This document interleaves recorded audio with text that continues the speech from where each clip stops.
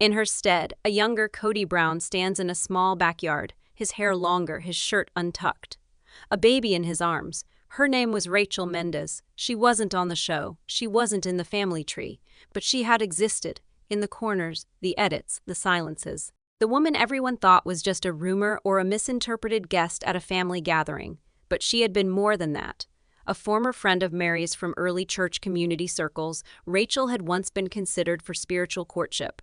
Meri even introduced her to Kody. They'd bonded over faith, over dreams of building something bigger. But something shifted when Rachel got pregnant. The timing wasn't quite congruent with any of the family's painstakingly built timelines. In court again, Janelle testifies. She came over once. I remember that, she responds slowly, eyes lost in thought. She wasn't shouting, she wasn't dramatic, she just invited Kody to be a part of it. Christine nods. She appeared when Landon was a toddler. I opened the door, he looked exactly like Kody. The courtroom whispers, it is no longer a matter of whether. It is why he waited so long to keep this one secret. Robin still hasn't said anything, however, her eyes now burn holes through the wood table in front of her. Judge Halverson addresses Kody. Mr. Brown, were you seeing Miss Mendez at the time of conception? Cody's jaw clenches. It wasn't a relationship, he replies tightly. It was. Fleeting. Landon cuts in. You went to see her for 3 years. You paid cash in envelopes. You referred to her as your spiritual wife. I have the voicemails. The judge arches an eyebrow. Voicemails. Landon nods. My mom kept all of it, in case she ever needed to protect herself, Cody's attorney fidgets. My client was led to believe those were private conversations. Now Christine leans forward. Was she informed that she'd be brought into the family legally? Her tone isn't bitter, it is exhausted, worn down after all these years of being replaced, rerouted, rewritten. Yes, Landon says. Then Robin appeared. All the heads swivel. Robin winces. The timeline does not lie. Rachel was erased so that Robin could be promoted. And now, for the first time, the court hears it. But what they haven't heard yet, what no one has said, is why they're hearing it now, because this DNA test was not requested by Landon. It was requested by someone completely different. The judge adjusts his glasses once more. His demeanor has shifted now, no longer purely procedural. There is something more than meets the eye concern, perhaps even incredulity. He looks at the clerk, then again at the paternity results. Who made the motion for this paternity affirmation? He snaps, voice cracking with irritation. Landon tries to open his mouth to answer, but the judge holds up a hand. Not you, Mr. Brown, officially. The motion was received through the court system, submitted anonymously, but with notarized supporting documentation. Do the lawyers have anything to say? Cody's lawyer leans in, riffling through his papers, obviously taken aback, then a drawling voice rings out from the audience. I did. Every head turns. It is Meri. She gets up from her seat, slowly, as if the burden of the truth is more heavy than she is. Her voice is husky, but level. I submitted it. I paid for the lab. I made the request under sealed identity. Cody's mouth falls open. What are you saying? Meri doesn't even glance his way, speaks to the judge instead. 3 months ago, I discovered an old file folder. Hidden amongst one of the boxes from our 2004 move, had a birth announcement. A photo, a lock of hair. She stops. Her eyes shine, but no tears fall. And a letter handwritten by Rachel. She said she didn't want to disrupt our lives, but that Kody needed to know the truth. Christine whispers to Janelle she kept it. Janelle nods, stunned. She never told us. Meri continues. I didn't want revenge. I didn't want to humiliate anyone. But after everything, after how he treated Garrison, how he ignored my calls, how he erased me, I needed to know if this lie went deeper than I thought. The judge tilts his head. Why now? Meri's voice breaks. Because I needed to know if he ever really was the man he claimed to be, or if we all fell in love with a script. Kody finally loses it. You are crazy. This is just another one of your dramatic tricks. Meri turns to him for the first time. You left me, Kody, for her. For a woman you swore to us would never replace us. And now I learn you had another child during the time I was pleading with you to keep our marriage intact. The room falls silent like a thunderclap. Robin is stunned. Christine closes her eyes, and Janelle, she also rises from her seat. Your Honor, she declares, I'd like to enter a supporting document. Something I discovered 2 years ago. I didn't know what it was until now. She presents a sealed envelope to the bailiff. Inside, a lease agreement, signed by Kody, co-signed by a woman named Rachel Mendez. dated 6 weeks after Meri's anniversary retreat, signed the same month. Kody told her he needed space. The judge reads it quietly. This is an official cohabitation form notarized, submitted with intent to establish residence. Kody's voice trembles. It was temporary. She required accommodations. The judge bangs his gavel once. Don't do that again, Mr. Brown. Because the truth is more than who got a child pregnant. It is about how far he went to eliminate it. The judge slowly turns the lease agreement over, examining the signatures, and then his tone changes. We will now permit submission of character documents for evidentiary review. Mrs. Meri Brown, you may continue. Meri gets up again and puts a thick manila envelope on the table in front of her. Her hand rests there for a moment. Then she pushes it across to the bailiff. These were in the same box, she tells him. I didn't read them. I didn't even open them. But they're hers, Rachel's. The judge nods.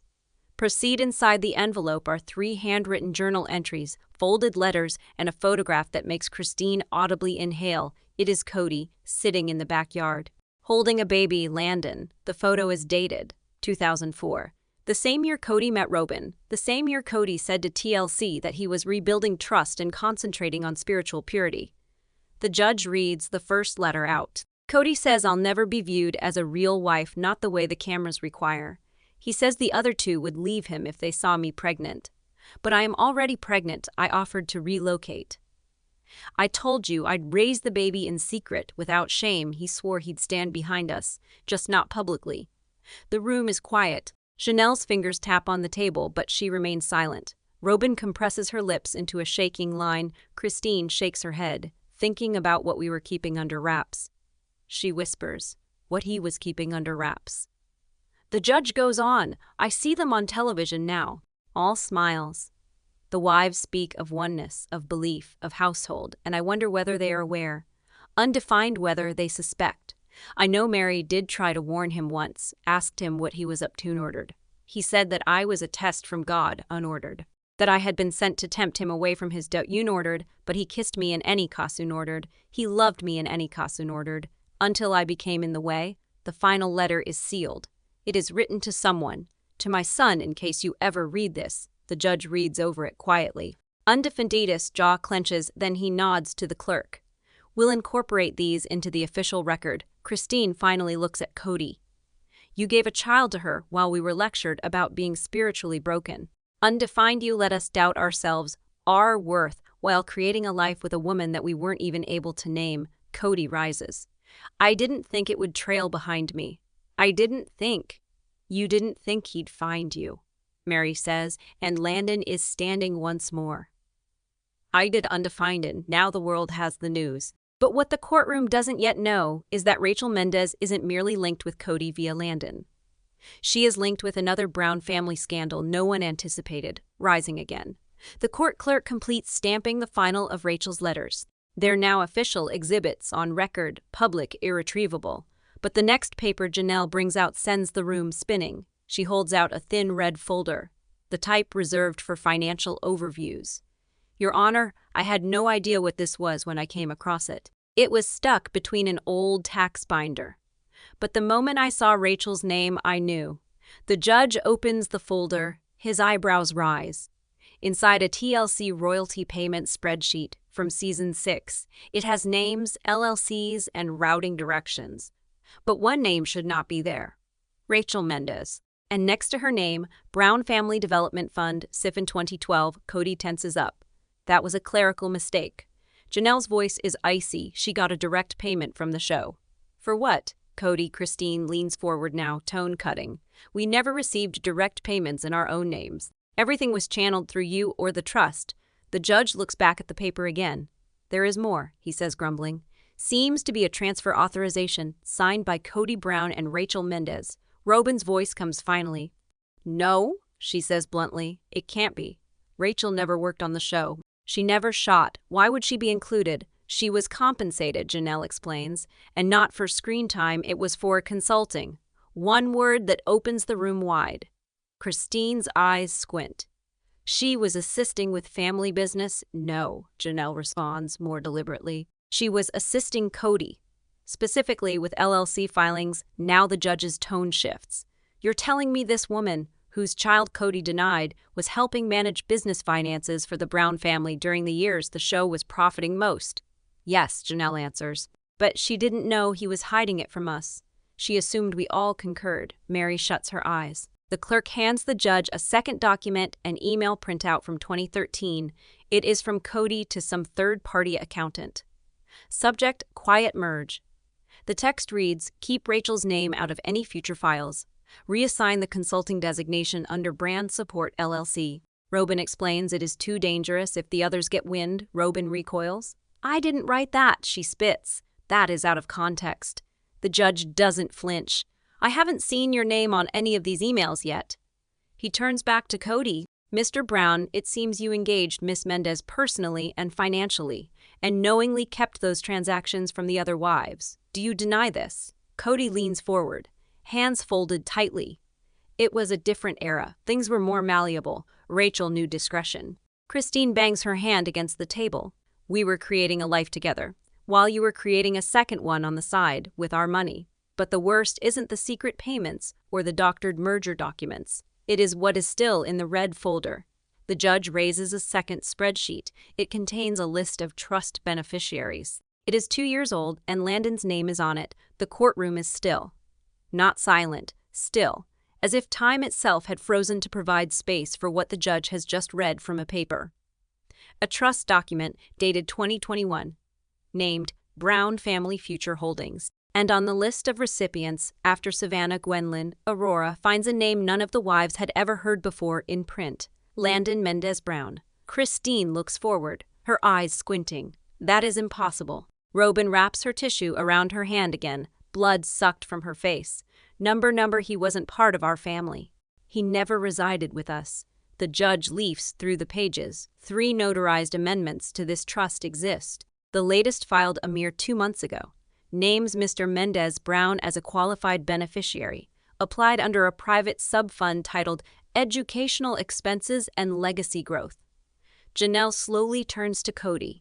You made him a beneficiary, she says. Her tone isn't bitter, it is empty, as if something within her finally cracked and cannot be mended. You informed us that we did not have the budget to bring Savannah to the college she desired. You informed us the family trust is too thin.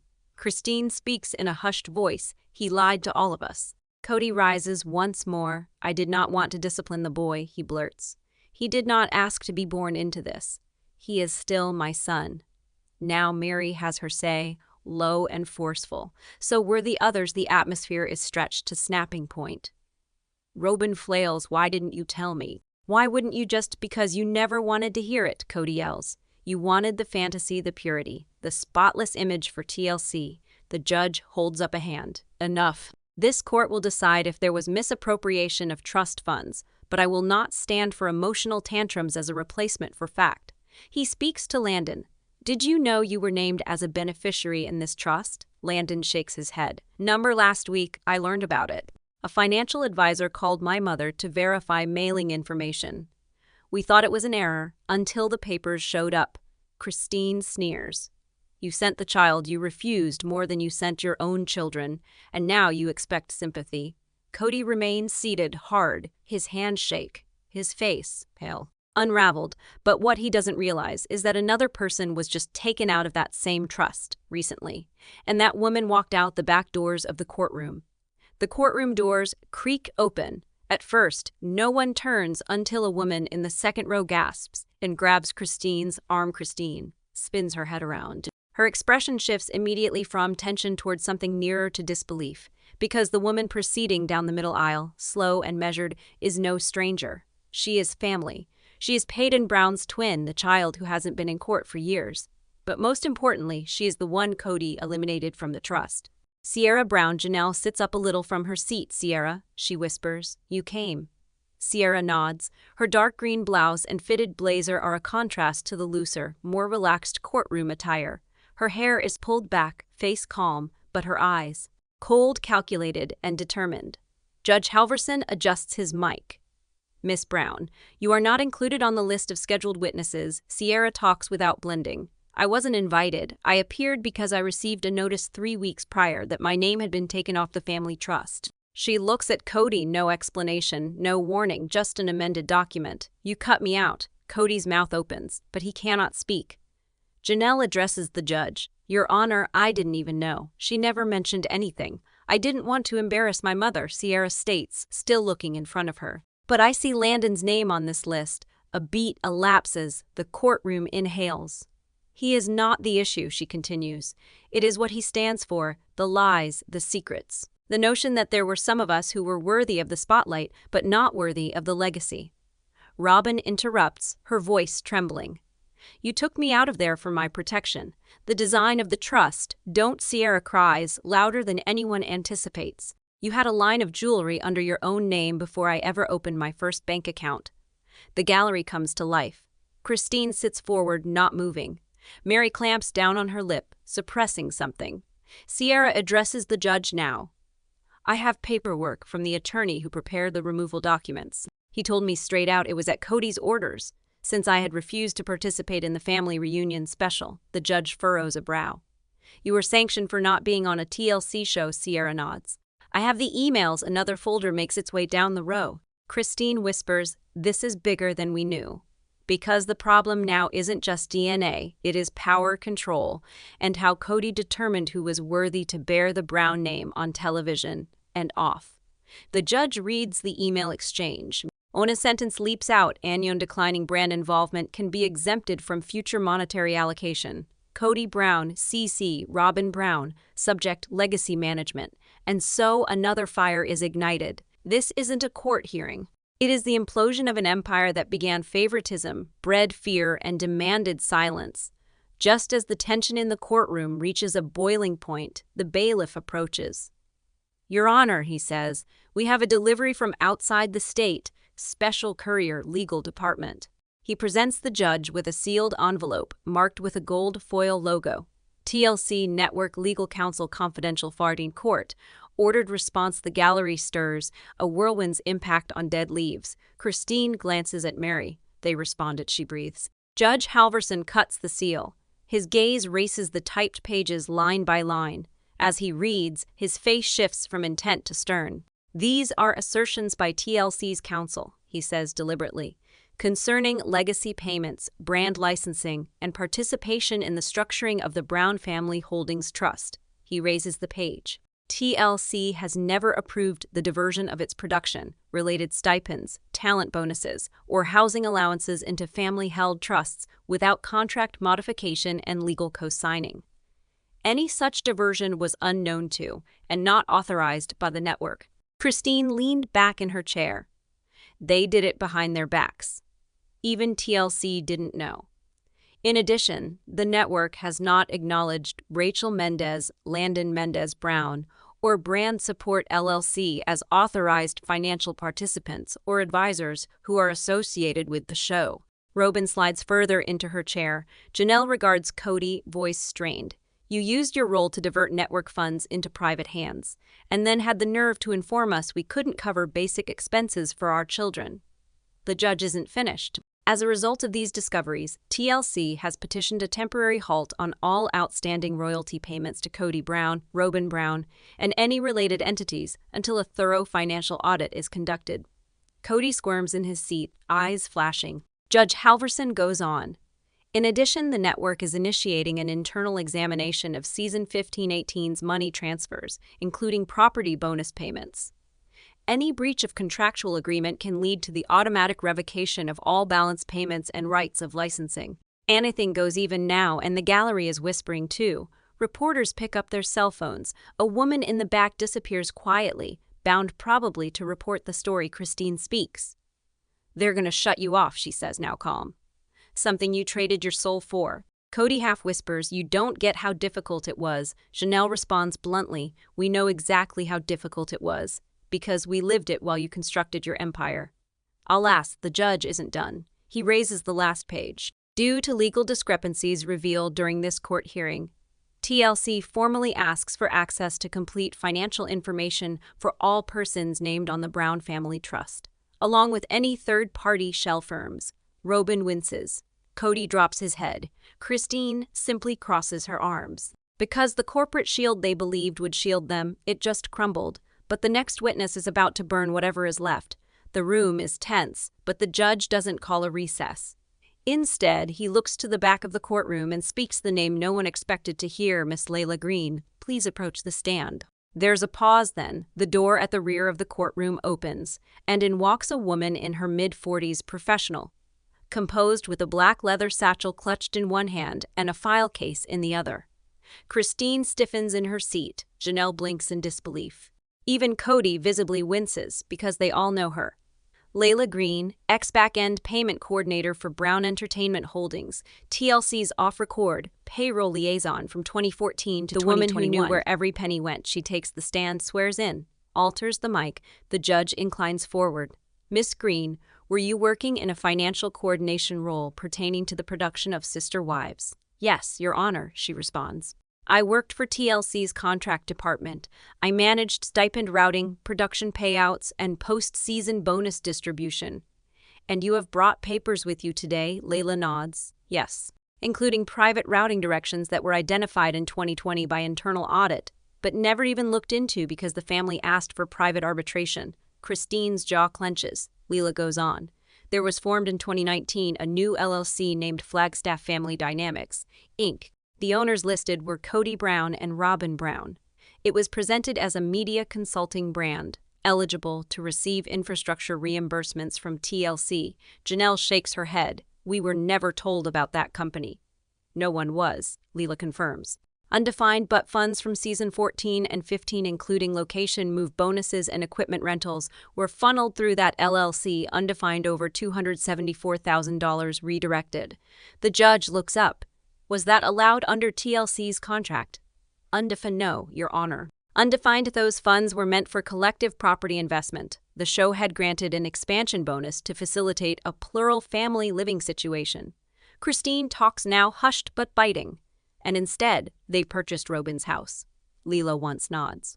Robin starts to shake her head in a slow motion. We didn't know, Layla interrupts her. There is an email from your own Gmail account, Robin. Undefined, it states the very transfer schedule. Undefined, DOCC'd Kody. Undefined, subject line, mansion timing. The judge breathes harshly. Do you have that document? Layla passes it on. Robin whispers, I didn't hurt anyone on purpose. Kody clears his throat, voice toneless. You wanted security. Undefined provided it for you, but you took it from everybody else, Christine retorts. Undefined, and you used our names to do it. Now, the judge moves forward. Undefined's words calculated. This court is upgrading this issue to financial misconduct review. All the people named in Flagstaff Family Dynamics must now provide complete bank statements, asset affidavits, and internal memos within 10 business days. Robin falls into her chair. Kody, Undefined, shuts his eyes. For the first time, there is no spin remaining. The insider spoke. And there is no turning back from what she verified. Just when things seem the courtroom can't get any more deranged, the bailiff breaks in again. There is another person who wants to testify, Your Honor, he announces. The judge groans. Is the person on the witness list? No, sir. But they claim to have video proof from a private office. Stamped 2021. The judge leans forward in his seat. Bring them up. From the back row, a man in a charcoal gray blazer rises. He is mid-30s, neatly dressed, with the air of a man who is not speculating. He knows what he has got. He moves to the front, states his business plainly. My name is Brandon Weiss, former contractor for TLC's Flagstaff field office. Christine's eyes widen. I remember him, she mouths to Meri. He used to be around during the equipment checks. Brandon opens his laptop. I was responsible for the installation and oversight of internal security systems in the off-site storage building rented under Brown Holdings. My signature is on the surveillance compliance form. He holds up a USB. This contains a 42-second video clip, recorded automatically by motion detection. The subjects had no idea they were being recorded, but the system recorded everything. The judge takes the USB, glances at the courtroom tech. Project, please, court will consider the contents as a group. The room becomes quiet. The lights dim slightly, and on the screen a grainy black and white picture appears, a private office, file cabinets along the wall, a big whiteboard behind, figure in the doorway. Cody Brown, Robin Brown. The audio is faint, but clear enough, Kody. We push it through this quarter. Transfer the second bonus through Family Dynamics. Robin, your name's already on the holding account. Robin, what if they find out? Christine's already asking about the money, Kody.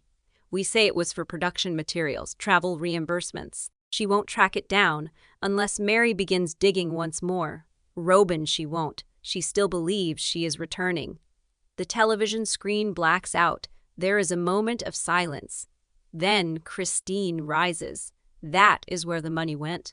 While we were paying for debt, they were building a mansion on TLC funds.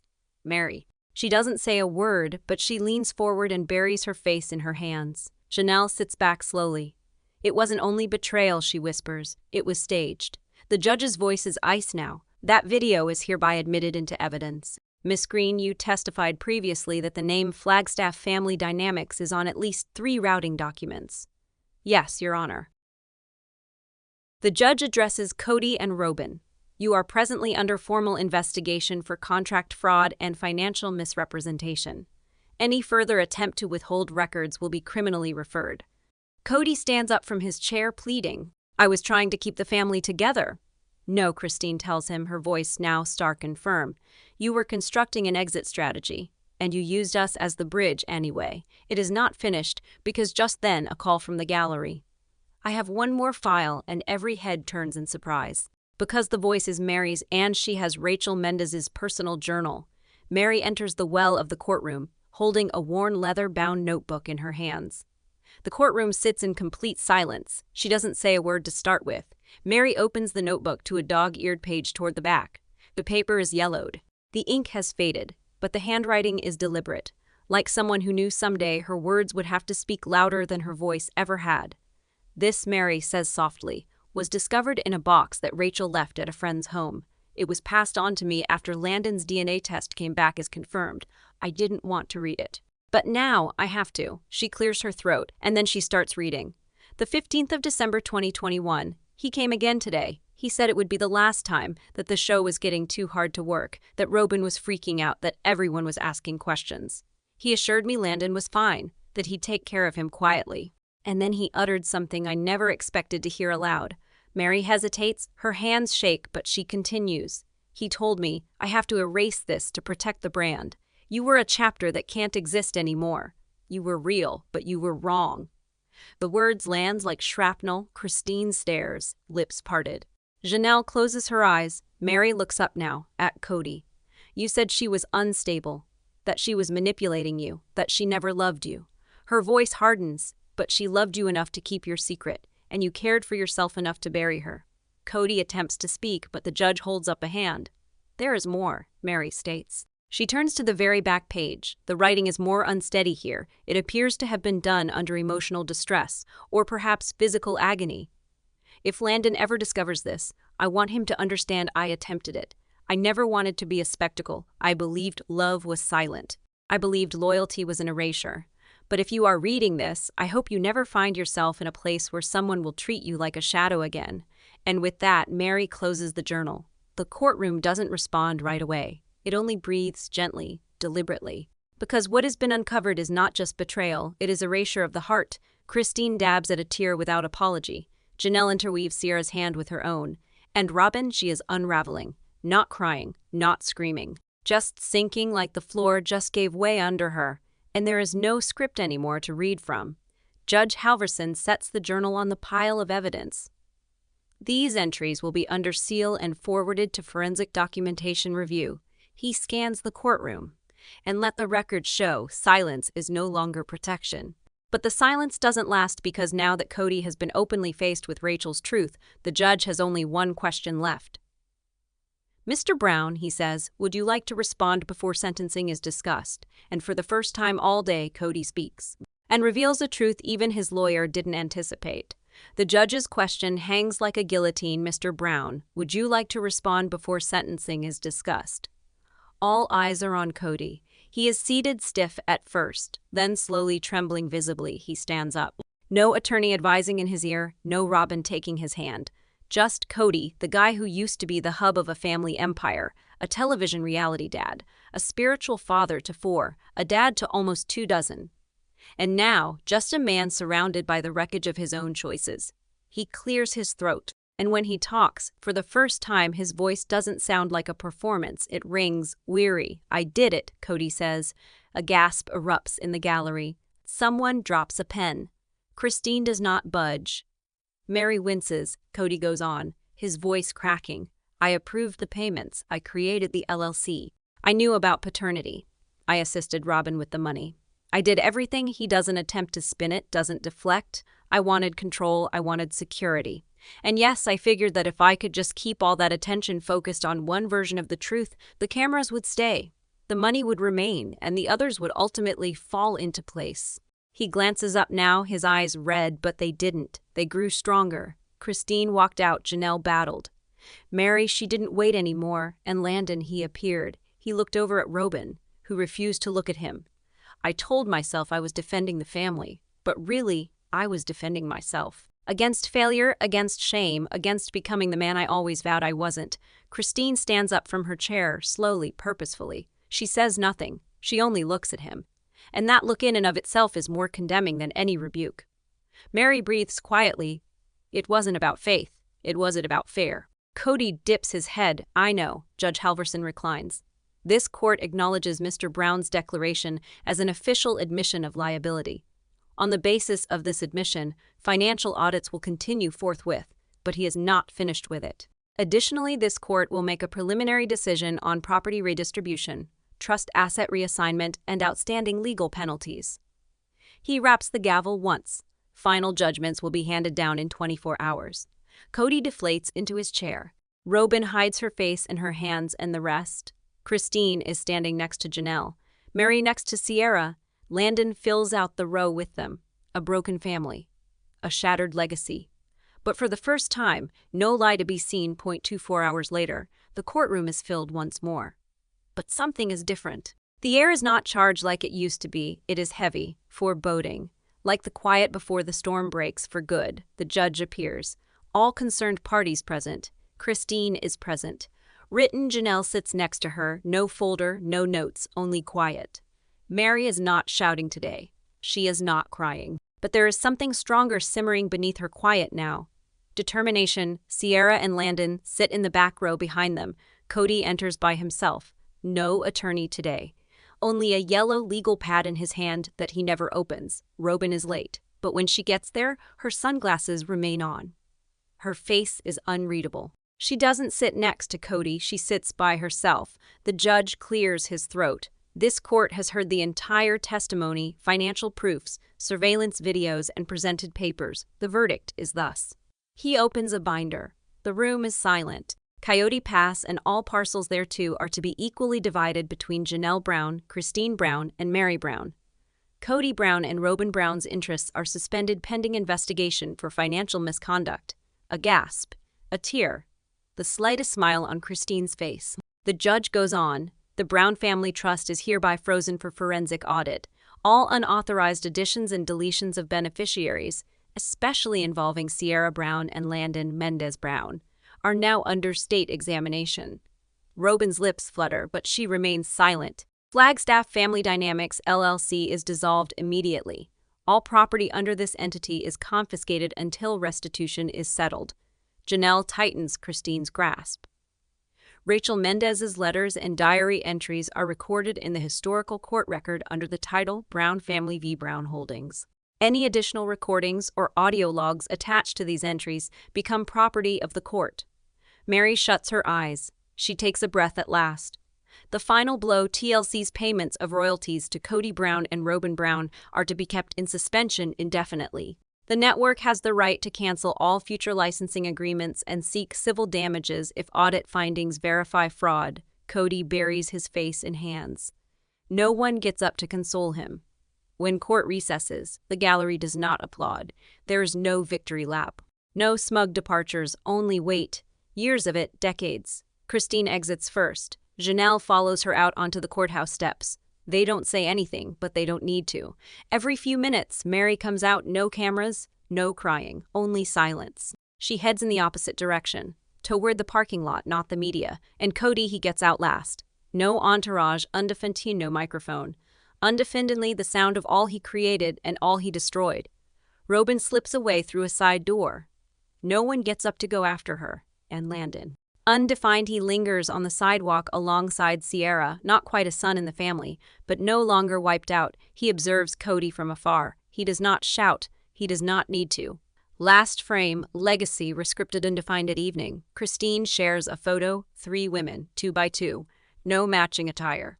No stage smiles. Just serenity. Undefined, the text reads, "We didn't get everything, but we won back our names." It trends for 48 hours. On the internet, fans explode. Undefined number justice for Janelle, undefined number Rachel Wasreal, undefined number protect the kids. And right in the middle of it, TLC releases its last word. The Brown family's contractual arrangements have ended. No additional content will be created at this time. Sister Wives is done.